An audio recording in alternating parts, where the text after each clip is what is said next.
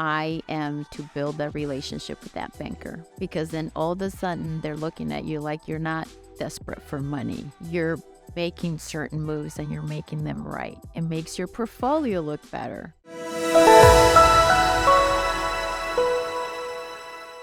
What are you doing when you look at a project? So one of the houses that you own, what is your criteria for this? What's your criteria or for a flip? Do you mind maybe going through that? How you look at a project? Absolutely.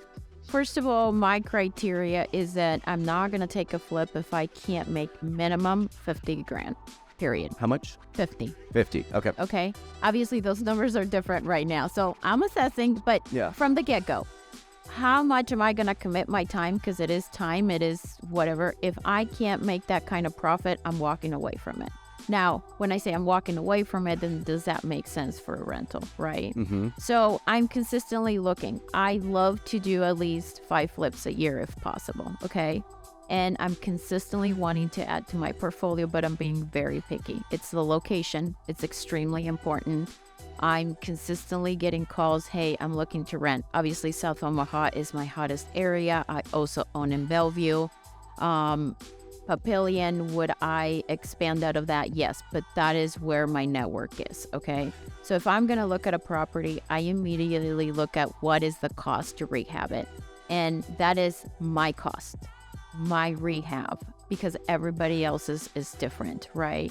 Am I looking at a house? What's the price? What's the rehab cost? If I do sell it, obviously as a flip, I need to consider realtor fee. No, I'm not a realtor yet.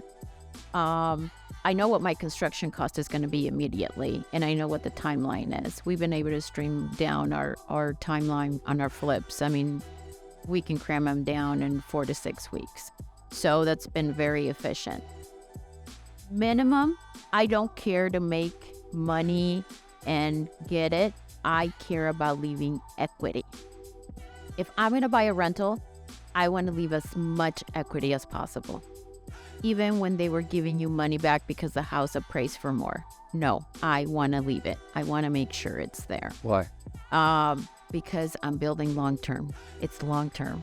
My rentals. Let's use some numbers here. So like if you could do a refi, you refinance the property and they'll do 80% of the value. Are you saying, no, I'd rather do 60% of the value? Or? I will say I leave as much as I need to on there unless I already have another property lined up. Why?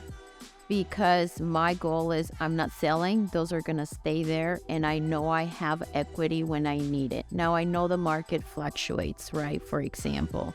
But again, it also looks good when you go to the banker and you're not asking to take extra money out. You can get better rates sometimes. You certainly get better rates. You get better rates. You get better terms. And I am to build that relationship with that banker, because then all of a sudden they're looking at you like you're not desperate for money. You're making certain moves and you're making them right. It makes your portfolio look better. Your pro forma, when you're going to a bank, it looks better anyways.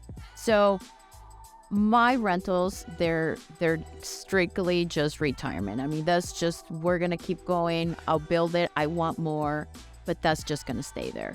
As far as numbers, I'll give you kind of a quick rundown if my numbers are right. The last, I believe, flip I did, or prior to the last, I think I bought it for $182. I ended up putting about 35 grand and it sold for $295. Ooh, that's nice. Nice. Yeah, that was the last nice one I had.